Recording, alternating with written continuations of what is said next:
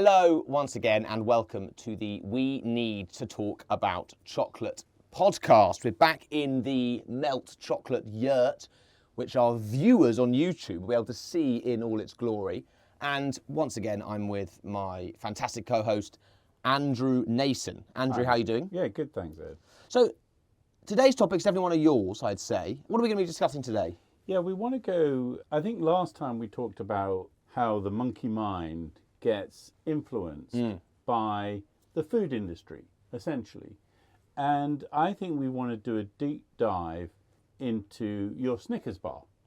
Snickers, for those who don't know, is my absolute favourite chocolate bar.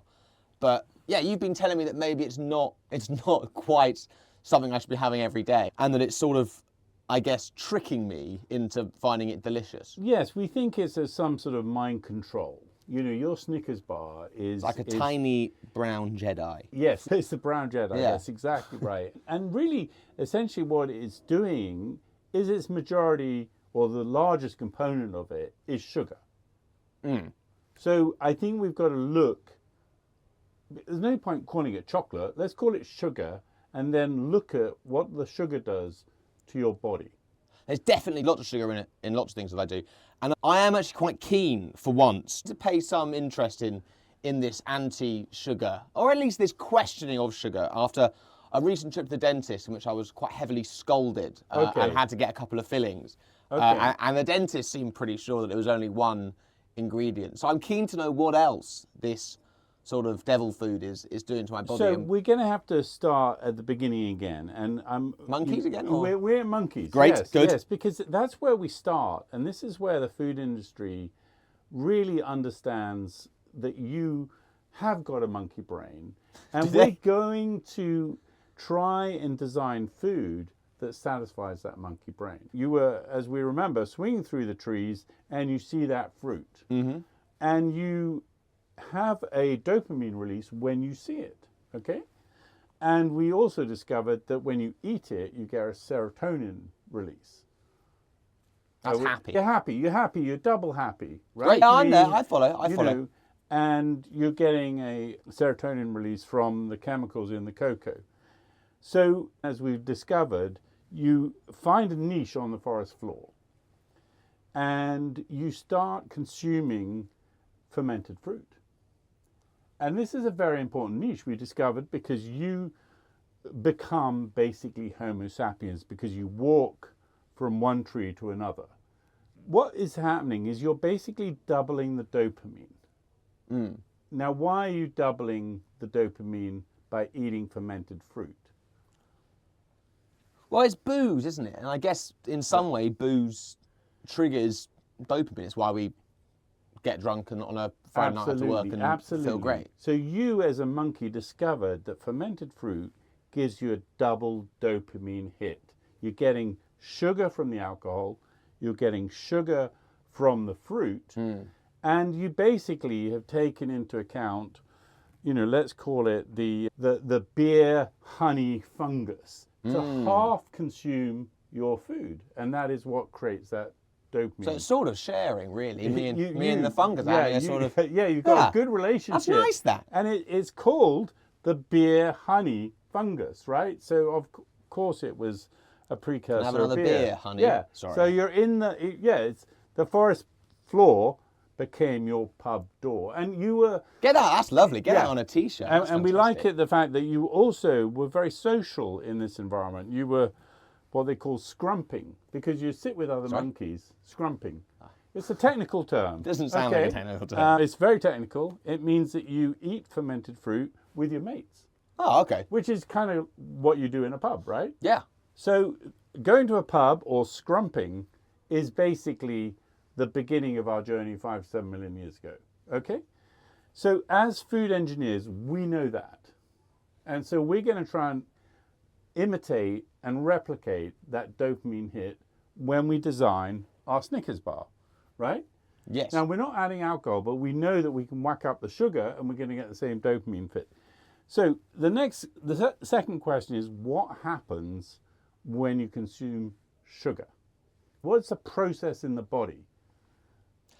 Well, I mean, it sounds really stupid, but it tastes very nice. I think sugar is delicious. Like That's, again, the dopamine talking and saying, Yeah, but- wow, I like this. I'm getting Yeah. energy.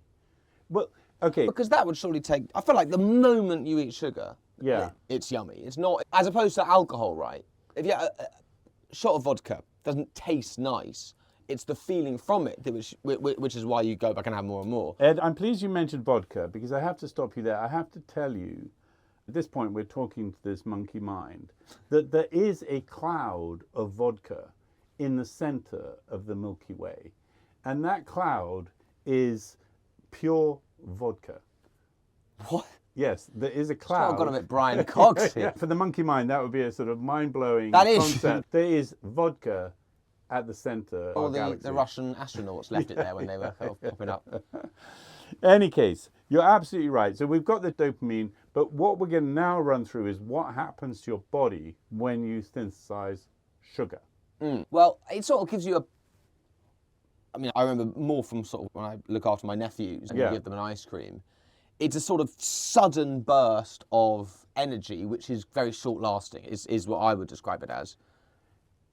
Yes. Now, It's a sort I of- mean, here we're going to attack the thesis of the food industry that sugar gives you energy. And actually, there's a case to say that the opposite is true. Sugar depletes your energy. Yeah. It's what it sort of feels like.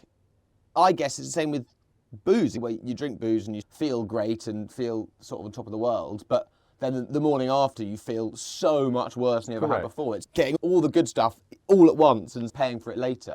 I mean, I just tell you, on our tasting of chocolate in the yurt with the milk chocolate, I crashed. I had a high and then I absolutely crashed. For I those felt that- exhausted. for those that I haven't was- watched, I was Andrew- paralyzed. Andrew and I did a sort of milk chocolate blind taste test that meant we had to eat a huge quantity of very sugary milk chocolate, which is something that, Andrew, you don't have loads of. No. And even I've got to say, I was cycling home, and even I was feeling really quite lethargic. I can't really Exhausted. sort of imagine you sort of slumped over. Yeah. Sounds like a Victorian, Exactly. wasting yeah. away, yeah. It was terrible. The chemistry of what's going on is the excess glucose is going to your energy cells and mitochondria and just knocking them out. They're kind of drunk at this point. They're saying, like, I'm stopping, right?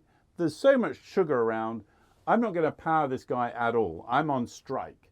And that is what happens when you have a glycemic spike. That's essentially the mitochondria, which is your energy, just shuts down. But where does that initial feeling of energy come from then? Okay, so let's go down the what is sugar? The sugar that the body likes to consume is glucose, right? Okay, and you're going to tell me the chemical composition of sugar, which is C6H12O6? well done. That's someone who remembers his biology. Okay, so just tell me, what is the difference between glucose, which is the body's energy store, and of course, and then we're going to go with corn, normal sugar, like sugar. What's the difference between glucose and table sugar? Genuinely thought table sugar was glucose. No. Okay. I guess it's one more, like, is glucose like, sort of simpler, like just like one, and then like table sugar's like lots of them? Perfect. Oh, Ed, you're doing. I I really must did- say, have you been? It didn't sound no. right. It I didn't think sound right coming out of my you've been mouth. preparing for this. I would You're never absolutely secretly right. do homework, I've So, got to say. Let's imagine you're a blacksmith, okay? And you're breaking chains, and you're putting those chains into a furnace, Sure. okay? And that's your job. And when you come to a glucose chain, it's one chain. So you can throw it straight in the furnace, which is your liver, and it's energy and burning. It's fantastic, okay? When you get table sugar, it's two chains, okay? And you have to strike them apart, and then they can be burnt into glucose and fructose. And fructose gets consumed and switched by the liver into glucose. Burn it again, okay? We've got this. On there. You're there, fine. What's a potato? And I know we're back on this vodka. That is scheme. one of the hard-hitting questions. Ah, What's the potato? potato is... And don't say the vodka cloud in the middle of the No, Milky Way. No, we're not going to let you off with that one. a potato is a tuber? No, potato is just, it's just more glucose chains, right? It's literally So that. potato is just all sugar? It's all sugar. It's just starch, which is, it's just more chains. And so you have to do more work. You're cleaving this blacksmith. I'm going to break this chain and then I'm going to turn it into glucose. It just means more work, but it's the same thing. And this is one of the things that the food industry knows very, very well, is that basically we want to infantilize you. We want to turn you into a baby. And I'll give you an example. Okay, when I was at Joe the Juice, right? That's for our listeners who don't often go to London train stations. It's a sort of bit posh, sort of Healthy June coffee juice, place. right? And I've never been there, I've got to say. It looks rubbish. So I went for my acai bowl, right? Thinking, right, I'm going to buy fruit. I'm monkey brain, right? We're going to buy fruit. What could go wrong? 20 grams of sugar. That acai bowl had more sugar in than a chocolate mousse. Like a can of Coke, almost. So I've got the fructose in from the fruit, and then I've got table sugar added as well. So, you know, we are fantastic at hiding sugar in all our food. But I'm still confused. So going back to potatoes, well, if you saw a potato, the ingredients, they'd have loads and loads of sugar. It's the same chemical composition, and they have the same energy, calorie per gram, which is about 4 calories per gram. Sugar, potatoes, pasta, all your, and this is where we get into the infantilization, the childish.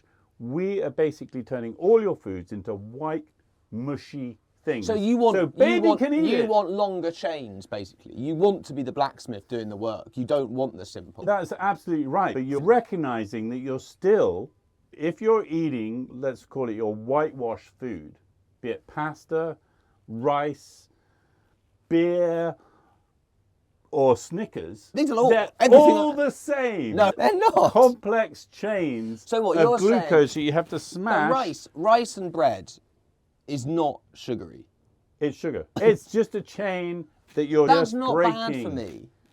I mean, we're not trying to get to what's good or bad at the moment. We're just going into the chemistry. If I had 100 grams of sugar or 100 grams of rice, they're exactly the same chemical composition, and they're the same energy per calorie, Fine. 3.8 to 4. The only difference is how much your body or your blacksmith has to break those chains. and the into more its blacksmith, the components. better then. The more blacksmith, of course, the better, because of the lower glycemic index. Get that on a t-shirt But- as well. That's- Of course, we're still talking about energy. And we said that if you give too much glucose to your body, your mitochondria, your power packs, are going to go, let's go to sleep. Oh, I've so had it it. just overwhelms them. You overwhelm them. Now, let's run through that process again and make sure we've got the sheer sort of quantity. So again, we're breaking down the white sugars into glucose, and then we're turning that into energy in the body through the mitochondria. What happens if you have excess glucose in the blood? Well, you said that your mitochondria sort of fall asleep. That's number one. Number one impact, the mitochondria go, holy, this place is on fire, I'm shutting down, right? I don't know. I'm trying to think, when you have lots of sugar, you sort of feel lethargic, but I guess that's the sort of sleeping mitochondria. So the second effect is the Maillard I effect. genuinely thought it was when you, in cooking, that's the sort of name for when you cook food and it browns. You're basically caramelizing. Right. So this is what happens when you have too much sugar. The first thing is your mitochondria, you know, say, we're on fire, we're shutting down. The second thing is you start cooking yourself. Oh my God. And you brown over the years, and not in a fast way, but in a chronic way, and that's called aging and inflammation. And that comes directly from excess sugar. So let's just quickly go back to monkey mind. I'm in How trouble much then. sugar did monkey consume, like added sugar, like cane sugar and etc. Well, not loads. Zero. Hardly any, yeah. Zero. Absolutely zero. What are you consuming when you consume your Snickers bar? You're obviously consuming large quantities of sugar that have been added, that are not in these complex chains. They're in simple glucose, or even worse, fructose, because that requires the liver to... Wait, fructose is worse. Okay, what is the sort of bête noire of the food industry at the moment? Corn syrup. Right, fructose, right? And that... I thought fructose was healthy because it sounds like fruit. The other thing that we've got to impress upon you is we have, in the food industry, 250 words for sugar. It's like the sort of Eskimos have a million words for snow. Yeah, we'll call it corn syrup or agave or, glucose or potato starch or lactose. We've got an infinite variety of names for sugar to befuddle you, to confuse you. But it's all the same chemical. It's all the same, essentially, CHO in the combination. But are there sort of... I think because this does sound confusing. If they're all the same, why are some presented as sort of healthier than other? Why is sort of agave... My mum has agave on her porridge because she thinks it's healthier than honey, which she thinks is healthier than sugar. Difference. Zero, the chemicals are the same. That's what we're trying to, remember, let's go back to the blacksmith. He's breaking these chemicals down to the glucose. So right? So it's all the same. It's sort of a spoonful of sugar is the same as a spoonful of agave. Or a pasta or rice. Why not have Snickers? At that point, right? Okay, right. So you want to be the bogman. The bogman is essentially caramelized. The sort of Matt Tolman man or whatever. The guy they dug in a peat bog.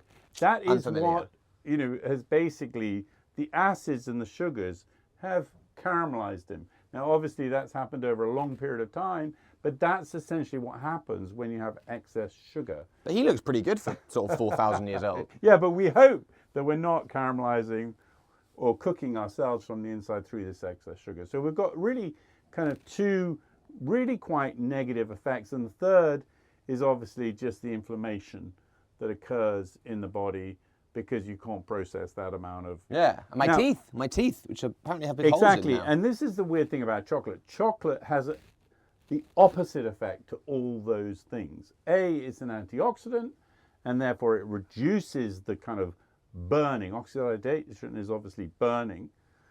And also, bizarrely and unusually, chocolate is anti-glycemic. It actually reduces your insulin spikes. And this is, again, it's not well understood, but it is one of the effects of chocolate. So essentially, this is why we're trying to kind of row back and move away from what really is the childishness of how the food industry treats consumers. And let's take another example of, I'm sorry, I'm going to talk about Joe the Juice again. That's all right. So I've got no beef with them. It's just, it doesn't really appeal to me. So Monkey goes and eats an apple, right? Yeah. And you get with that apple fiber and vitamins and everything. Go to Joe the Juice and you're going to have an apple juice. Yeah. Okay. How many apples do you think are in that apple juice? Well, I was picking my sister up from the train station and she was hungover. This weekend. And she asked, Egg, can you get an orange juice for me from the shop? Right. And I got one and I said, it was a cafe. And I asked for one and they made they freshly squeezed an orange juice and it cost £5. Right. But into that orange juice went 6 whole orange juices. Absolutely. So generally speaking... And I couldn't believe it. They're huge oranges as well. It's essentially like 10 apples. She'll be so happy, my sister, that I've told that story. There's a huge amount of glucose being released. The fiber's been stripped out through the mashing process. Oh, so you don't even get any of the good stuff? You don't even get any of the good stuff. So you're basically just getting a glucose spike without any of the benefit. And of course, this is what the industry is absolutely good at. They're good at delivering fast, right? I mean, think of your Snickers bar. Your Snickers bar is essentially a solid milkshake. That's why it was designed. Remember that, from the Mars family, they wanted to turn a milkshake into a bar. I can get a milkshake super quick in my mouth, be it liquid or solid. So we're very good at creating fast food. We're also very good at creating fructose, like loads of sugar in our food, in whatever combination you wish. We're great at frying, right? Yeah. I mean, these are also my favourite things to do. I love getting sugar in things. I love eating quickly, and I like frying. So yeah, exactly. So what a wonderful world. the industry knows what you like and designs all their foods around that. And what we're trying to do is go, okay, we're not infants, we're not babies. If we have to chew our food, that's okay. You know, that's actually a good thing. Let's call it adding another chain for that blacksmith to do some exercise. And that's where the monkey comes in, because he would have eaten one apple or a little banana. Let's say, you know, the original banana had seeds in, and it was small, wasn't it? That sounds rubbish, though. That sounds way worse. Whereas now you have this pumped up, seedless, that's way better. Sugared banana. No, they're not putting sugar. Bananas they're full of sugar. But they're good for you, bananas, definitely. They're full of sugar. It's the same. Again, remember what we're looking at, the chemical composition. Your body's just going to go, wow, that's not a normal banana. Wait, okay, Ed, I'm going to ask you, does your body differentiate between glucose from kale, glucose from Snickers, or glucose from a potato? Yes. No, it doesn't. It's the same guy. So why am I eating Snickers then? No, Ed, the body, don't forget, let's get this blacksmith again. Yes, the blacksmith. He's got this chain, he's just breaking it up. It's the same. But it I doesn't matter thought whether the glucose comes from the potato. But you said, does the body react differently? The blacksmith is my body. And if it's a potato, he's doing lots and lots and lots of little chops. He is using Whereas the more Snickers, energy. he's doing only a few chops. Okay, so we've got a glycemic index is different. Correct. Glycemic index, that's sort of science word for the blacksmith. The spike, the sugar spike, the blood sugar spike is different because the amount of axing you have to do, but the amount of energy is identical. I mean, as I say, you could be eating a potato, you know, on Mother Earth, or you could be drinking your vodka in the center of the Milky Way. It's the same glucose. If I want energy, let's say I need to write a social media post and I've got 10 minutes to do it and I need energy. Well, if I have a big bit of kale, that could take 2 hours for me to get that energy. Whereas if I have a big can of Coke and a Snickers, bang, 10 minutes. Worry about the hangover after. Yeah, I mean, of course, we've just discovered that you are damaging your energy cells, the mitochondria. So actually, food or ultra-processed food does not equal energy. It actually is the depletion of energy. In theory, if you need energy, you should be, well, let's go to the monkey. What would the monkey do? It'd eat an apple. One apple, yeah. Or, in the case of a cocoa pod, he would go for a very high cocoa content chocolate. Very snobby monkey. Oh, not quite enough, actually. I mean, so kale is good then? Kale's not bad? Kale is good, yeah. At no point are we arguing that vegetables and fruit, the sort of monkey foods, are bad in any way. We're just making the simple point that the body does not differentiate between the glucose from kale or the glucose from the vodka or the glucose from the Snickers bar. It doesn't care less. And what we're dealing with is the excess. Now, previously we talked about the sugar cane. If you wanted to eat the amount of sugar that's in that Coke, you would have to eat 8 feet of sugar cane. How likely is that? I hardly even eat 1 foot of sugar cane. And that's the point. Kale, you're not going to overconsume sugar, and therefore your body's not going to go into the aging and the mitochondria shut down, etc. Unfortunately, with Coke and your sugar spike from the Snickers, it is going to overconsume. And this is the other thing that we know about sugar. Sugar doesn't fill you up. If you have that Coke, you're not going to feel satiated. You're just going to want more. Another one. That, you know, this is one of the things in the chocolate industry that we fight every day is we're trying to get you into the 70, 80, 100% cocoa. And what we mean by that, when we say 100%, 80% or 70, we mean cocoa solids. So we want the chocolate, the theobromine, the serotonin. We want the cocoa butter because that is the fat, which is very energy dense, and that fills you up. That's why if I give you one small bar of 80% cocoa, the monkey's going to go, I'm full, I can't take any more. With that in a drink, you're going, I'll have another drink, I'm thirsty again. You know, so it's a better way of regulating your sugar intake. And this is why we struggle so much with milk chocolate, because you've added the fat from milk this time. So when we say a bar has like 35% cocoa, we mean it's got, let's say, 30% milk, 30% sugar, and 30% chocolate solids. And oftentimes you'll switch out the cocoa butter and you'll put palm fat. So that is chemically designed for monkey brain to go, I want more of that. You know, that's great. I've got fat, I've got sugar, I've got everything going on. And that's why you consume and you gorge on milk chocolate, but you don't do it on dark chocolate. No. Why not then? Why not use dark chocolate and, like I've done with Coke Zero, take out the sugar, put in some lovely other thing which is sweet but not as bad for you. Yes.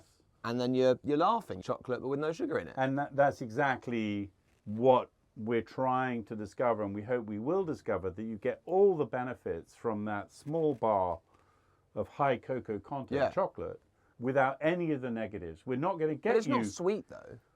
Well, but you could fill it with aspartame or something and it would be... Yeah, what we're going to discover is that you will, from great chocolate, you will get that sweetness. You will get that fruit coming through. And this is part of the journey, and this is hopefully what we're going to learn as we go through, that actually all those beautiful complex flavors. So let's just spend a little bit of time on flavor for a second. What we've discovered, I think, in our journey so far is that the first thing the monkey did is got the world's best gastronomic chef involved, and that was called our honey beer fungus. The honey beer fungus. And they basically ate half the fruit, right? And that's where the flavor comes from, that fermentation, which of course is what chocolate is fermented, right? That's where half the flavor comes in. But monkey brain, or you know, the human goes, that's not enough, I want more. So we're going to caramelize it as well, we're going to cook it. So we've got the microbes doing the first half, and then of course we've got the toasting or roasting, which is the final caramelization, which gives a really full flavor. And that's when chocolate starts singing to you like a symphony. And that's where we've got to go. We're going to have to discover that. And this is where the milk chocolate and the Snickers bar, there's no symphony. It's just a sledgehammer of glucose. It's pop music. It's easy, it's accessible. But Ed, does pop music damage you in any way? Well, it depends whose pop music, but no, I'd say in theory, no. The problem is with the food industry, the accountants have taken control. They know to put sugar, palm fat. Now, I've got my Snickers bar somewhere, and I was going to read the ingredients. And I bought this in a British shop, but it's in Polish. I can't even read the ingredients. Oh, I can give it a go. But I think it is sugar. Caramelas, number one. That's our browning effect. Sounds it, yeah. That sounds like a lot of glucose. And then number two, Foldimogirosh cremes. So that could be good. It's hard to know, actually. I don't know why I thought I'd be able to read it. I don't speak a word of Polish. Well, it does say something like palm fat, doesn't it? It also says responsibly sourced, 100% cocoa, though. Well, this is something we're going to... I think it's actually Hungarian, not Polish. You think it's I do, yeah. Yes. Just from a knowledge of... This came from a UK shop, and we've got no idea what's in it, but we have got the sense that the accountants have got control. And they've sliced away all the goodness. Yeah, and they've delivered what I would consider, Ed, a weapon of mass destruction. You know, we don't have to go far to find that this is doing more damage than almost anything else to our population as a whole, right? Let me ask it in a different way. What is the largest food industry in terms of grown food in the world? As in farming? Yeah, farming. As in what type of food is What farmed type most? of food? I think, corn, I'm going to guess. I know America. I think it's sugar. Oh, really? 'Cause I think sugar is the number one commodity That is remarkable. made, and it is made in unbelievable quantities. Unusually, I think that we've got a divide between the sugar cane and the sugar beet worlds.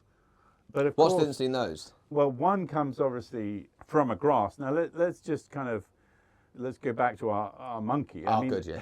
Yeah, we're Whenever, comfortable there. so our sort of real Whenever we safe get space. trouble, we go to the monkey. So sugarcane is essentially a grass. Fine. Okay. Wheat is essentially Grass as well. barley. Grass. Grass. This is, I like this game. Yeah. So it's all grass, and of course they all produce their own sugars, i.e. the glucose in them. Obviously in sugarcane, the way that it's produced on an industrial scale with lime and with, we're back to our old friend, the alkalization, the effect that we have in chocolate, the Van Houten effect. Yes, that's As explained in our Dutch chocolate episode, absolutely. which you should That's listen to, by the way. Exactly explained, and that's part of the sugarcane making process as well. So we've got, essentially a grass with loads of glucose, and that's what we're eating, and that's the number one commodity in the world. So I guess my question is, picking up our Hungarian Snickers bar, if I've had a rubbish day, I haven't actually, but hypothetically, I've had a rubbish day, I've got £1.20 left on my debit card, and I just want, I want to pop into a shop and buy something which is nice and accessible and won't cost me that much money. Yeah. You're saying don't pick up the Snickers, fair Correct. enough. What should I pick up? Yeah, I mean, I would, if we're talking about energy, I would take a dark chocolate bar with about 70, 85% cocoa in, because that's going to give you not only the energy from the fruit, but it's going to give you theobromine and caffeine as well. It's a beautiful combination.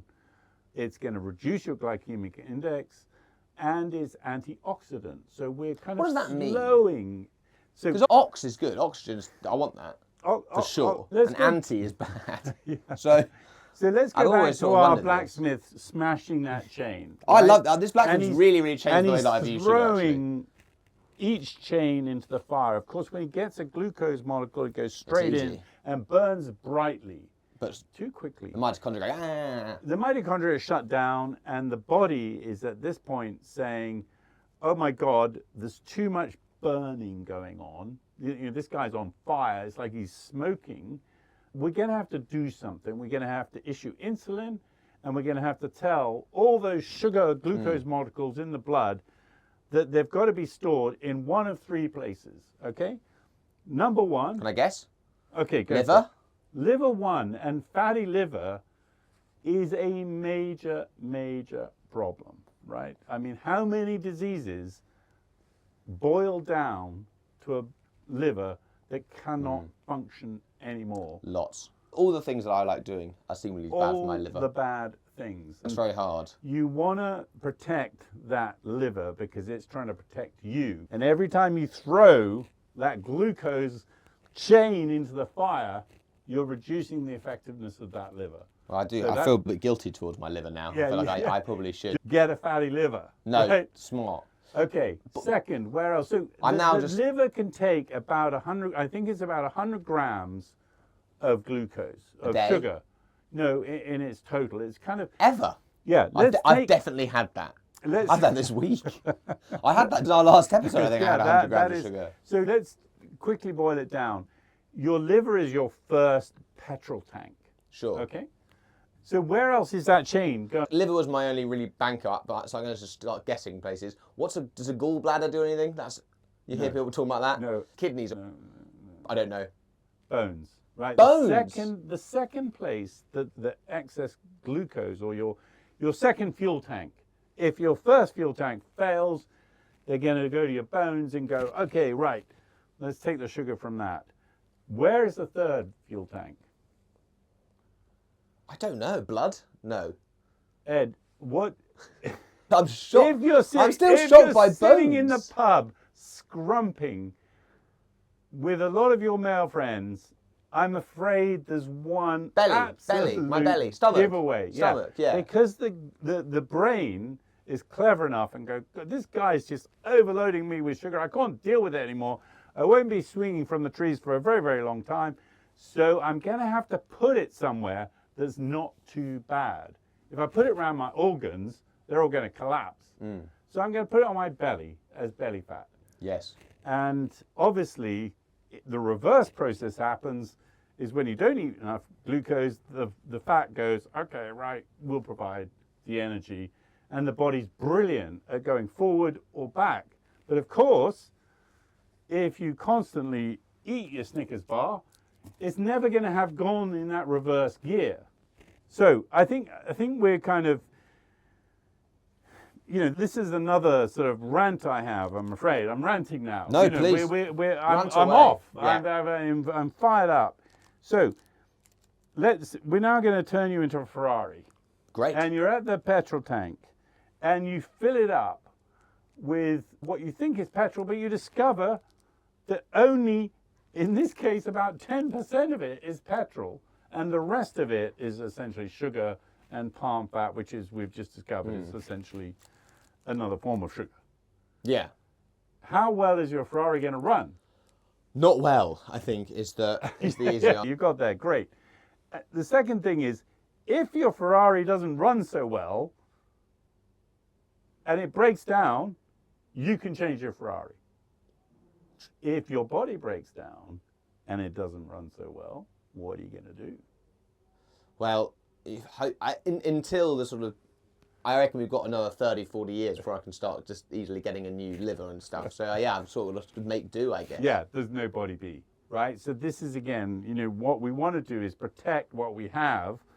And we're in a fight to the death with the food industry, right? That's what it is. I mean, they are the dragon in this story. They don't breathe fire, they breathe sugar.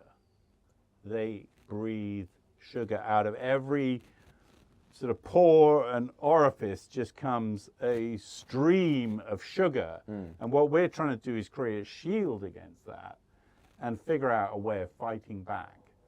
And one of the ways that they do that is by changing the name into 250 different types of words. So you've got to be pretty switched on, I guess. And so should I be sort of constantly, I mean, assuming it's not always going to be in Hungarian, should I constantly be sort of looking at the ingredients of things and trying to work out sugar or... And that's, again, that's one of the clear things that the first thing we look at in a chocolate bar is the number of ingredients. More than 3, we've got a problem immediately.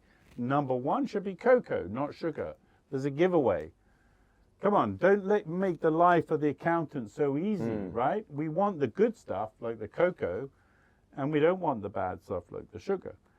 The first step in fighting this sugar dragon is... Check the ingredients. Read the ingredients, identify if it says sugar. No, I don't want it. I've got a Ferrari here. I don't want to ruin its engine. So is there an amount of sugar which is okay? I guess. Ed, can you ask that to your monkey brain friend in the jungle? How much sugar did he have? Well, no, but he had 0. I also think like there are stuff which monkeys didn't have that I have, which is fine. Like monkeys didn't have penicillin, and that's a good thing. Like that's a good thing. In theory, like they didn't have sugar because it wasn't available, not because they turned it down.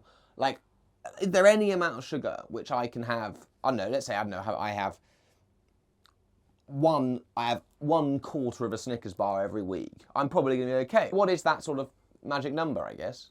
Or is it really that any amount of sugar is pretty much too much sugar? I think this is what we've got to discover in our journey is the answer, the monkey answer, which is 0. You don't need it. If you're going to get it from your fruits and your nuts and your leaves and your vegetables. We've got to go back and re-brainwash ourselves as to what's good and what's bad. Because of course we have a whole industry going, this is the thing that's going to make your life beautiful, when the industry knows that's not true. And Ed, can I tell you, as a food industry person, have seen football fields of companies in little booths selling sugar. Be they sweets or under every single type of color. And if I can't sell it to you, I'm going to sell it to the children. It's all wrapped in plastic. And you wonder, has the food industry sold its soul to the hydrocarbon industry? Is it the same? Are we dealing, when we look at a sugar company, they call themselves sweet companies, but essentially they're just selling sugar. Are they basically like big oil? And are they in league together to extract money from us poor little monkeys? Big claim. It's a big claim. I mean, yeah, it clearly seems as though, I think particularly the image of sort of being burnt from the inside by sugar. I'm definitely thinking twice about how much. We haven't even talked about teeth, and And we haven't even got onto vodka yet, and we need to. Well, I think we spoke about. Actually, we did sort of cover vodka in quite a lot of detail. We started speaking about vodka clouds and stuff. But yeah, I guess it seems like actually maybe there is some wisdom in this that actually, if I could start liking 80-90% chocolate, I'd be a lot better off. And I guess the next step, and it's sort of I mentioned earlier, sort of joking, that you could sort of get a 90% bar of fancy chocolate and fill it with aspartame and sort of make it sweet. But I guess what I want to know is what's the sort of process by which one, because I know that I'm not alone, and the figures show that. I know that I'm not alone. A lot of people are turned off by the sort of bitterness of dark chocolate and that sort of stuff. What is the sort of steps you need to go on in order to start actually being like, that's delicious? 'Cause I know people that love it, but I also know a lot more people that go, oh yeah, not for me. So I think we need to go and discover two things really. One is we want to look directly in the eyes of the dragon. Okay. We want to see how bad it gets in this, let's call it in the sugar petrochemical big corporation world. Fine. What does that look like? And then we also then want to find, let's find the Garden of Eden, that beautiful cacao, that beautiful tasting chocolate. What does that look like, and what does that taste like? And is it worth the pursuit? Is it worth that journey? So we have to look at both the dragons and then the beauty that cocoa will provide. And I'm confident of that. And you think by those two factors, I'll be sort of munching on 90-100% in no time? I think this is going to go in the bin. I've got to say, when you brought that out, I did go, I'd like to eat that after the show. And I'm now actually, I think I won't. I think I will. I don't know if I'll necessarily swap it out for a sort of 100% bar of goodness knows what. But I mean, every time you eat that Snickers bar, you're one step closer to being the bogman. Yeah, I agree. I am keen, but what I want for me, and what I guess also quite a lot of our listeners that I imagine are going on a similar journey to me, is not just to tell people don't have this, don't have that, that's bad. Actually, what I want is to be able to say, no, have this instead. It's actually better. Yeah. And I think that's the sort of journey that's where we need to go. We need to go. Hopefully, our listeners, you guys will also be coming on this journey with me, and we can, for once, actually stop filling our bodies with what clearly is, to be honest, rubbish. I mean, it's clearly doing real damage, and start to, I guess, enjoy the finer things, which are also finer on the body as well. But I do think it's going to be a challenge. I don't think it's as easy as just sort of knowing sugar's bad to make it not delicious. Absolutely not. No. This dragon is smart. As I say, it's got the PhD mind behind it. And it's presenting itself against our monkey brain. It's very, very difficult to get away from that immediate dopamine rush. But I'm confident that because, that monkey 5 to 7 million years ago made that relationship with fermented fruit, that we can rediscover that amazing moment in our food. And of course, chocolate is fermented. So I think you'll find it through chocolate. That's the problem. Well, I'm very excited. I'm very excited. So yeah, I think for once I'm not going to gobble down the various Snickers bars and dairy milks that get brought in when we shoot these things.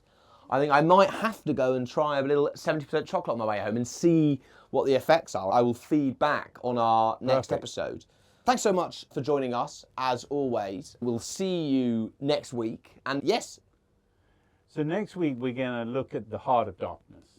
We're going to look at industrial chocolate in Africa.